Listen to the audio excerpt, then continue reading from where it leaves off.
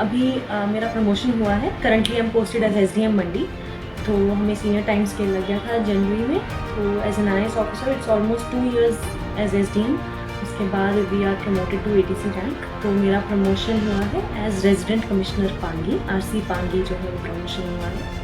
तो मुझसे पूछा गया था पर्सनल डिपार्टमेंट द्वारा सीनियर्स में कि आपको पांगी भेजा जा रहा है, क्या आपको मंजूर है। तो फिर हमने बोला था कि नेचुरली अगर सीनियर्स को लगता है कि अगर मेरा काम वहाँ पे अच्छा रहेगा, अगर मेरा वहाँ पे यूज़फुलनेस रहेगी एज एन ऑफिसर, तो I would like to definitely go. और एक अच्छा नया एक्सपोजर मिलेगा पांगी में, बिकॉज ट्राइबल रीजन बोला जाता है एंड इंटीरियर इलाका बोलते हैं हम। तो कुछ नया देखने को, नया सीखने को मिलेगा। सो एक एडवेंचर एंड एक्सपोजर के तौर पे भी as young in the career, जैसे कि I think I be the youngest perhaps RC Pangi at the age of 26 years. तो एक नया एक्सपोजर लेना बहुत ज़रूरी है as an IAS officer, because जब हम ऑल इंडिया सर्विस से आते हैं तो हमारी पोस्टिंग कहीं पे भी हो सकती है, कोई भी कार्डर मिल सकता है। जैसे कुछ मेरे बैचमेट्स जो हैं, कोई अंडमान में है, कोई लद्दाख में है, कोई मणिपुर नागालैंड में है। तो इसी तरह मुझे हिमाचल कार्डर मिला, तो विद गॉड्स ग्रेस। तो बट हिमाचल में पांगी जो है मुझे जाने का मौका मिल रहा है। एक बहुत ही अच्छा अनुभव करने का एक अच्छा मौका मिल रहा है मुझे। जनरली जो मैंने देखा है एक ट्रेंड सरकारी कर्मचारियों में ये रहता है कि एवरीबडी वांट्स कि उनकी जो पोस्टिंग है उनके घर के पास रहे एंड उनकी सुख सुविधाओं का उनको लगता है कि फैसिलिटीज़ का, बेसिक अमेनिटीज़ का ध्यान रहे।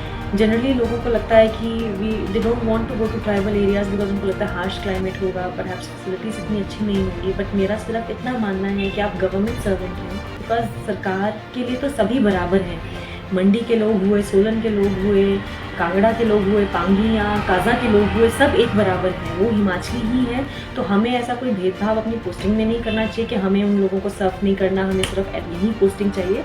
तो इस तरह का पक्षपात जो है सरकारी कर्मचारियों में नहीं होना चाहिए। जब आपने ज्वाइन की है तो आपने हिमाचल सर्विस ज्वाइन की है, चाहे आपने टीचिंग लाइन में ज्वाइन किया है, आपने डॉक्टरेट लाइन में ज्वाइन की है, किसी भी लाइन में ज्वाइन की है, तो Himachal as a service join की है। तो आपने जहाँ आपका बर्थ हुआ है, जहाँ आपका घर है, उस जगह की सर्विस ज्वाइन नहीं की है। हमने तो ऑल इंडिया की सर्विस ज्वाइन की है। तो अगर हमें सेंट्रल गवर्नमेंट भी कहीं जाने को बोलती है, it's our duty to go and join.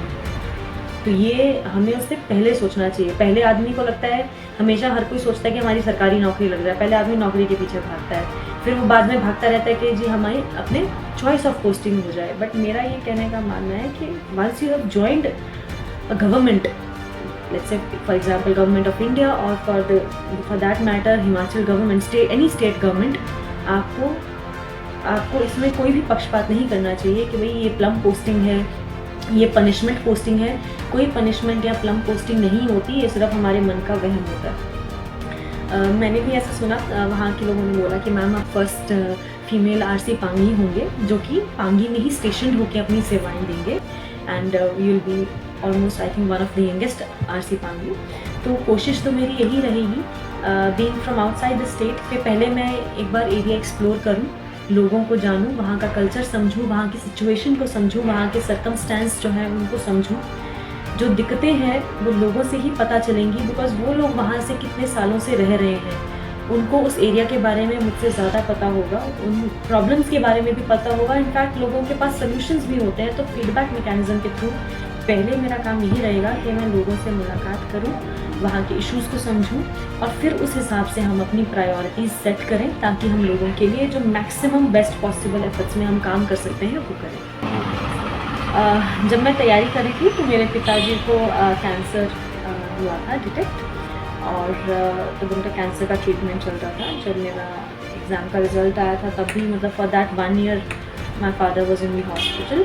And जब मेरी ट्रेनिंग चल रही थी मसूरी में, sadly both of my parents had passed away, दोनों की डेथ हो गई थी जब मेरी मसूरी में ही ट्रेनिंग चल रही थी। सो अप्स एंड डाउन्स काफ़ी रहे हैं लाइफ में, बट मेरा मानना यही है जो कि मैंने अपने पेरेंट्स से सीखा कि लाइफ में आप आगे बढ़ते रहें, चुनौतियाँ आती रहेंगी, but then we have to be really positive रहें, होपफुल रहें। तो इसीलिए जब आपने बोला कि पांगी में चुनौतियाँ हैं, तो मैंने कहा ऐसी चुनौतियों का कोई प्रॉब्लम नहीं है, because these are very little things, because I have already seen a lot in life.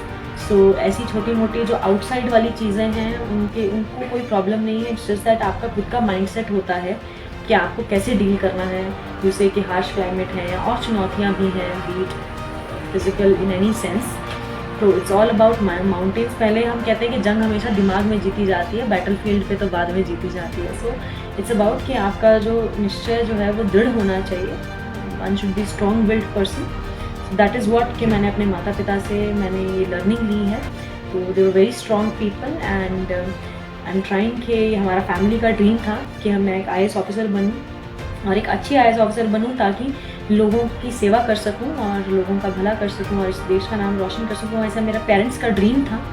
तो मैं कोशिश है कि मैं इसी तरफ कार्यरत रहूं। This news is brought to you by Rainbow International School, Nagrota, Bagwan. Budamal jewellers Palampur, भरोसा उम्र भर का।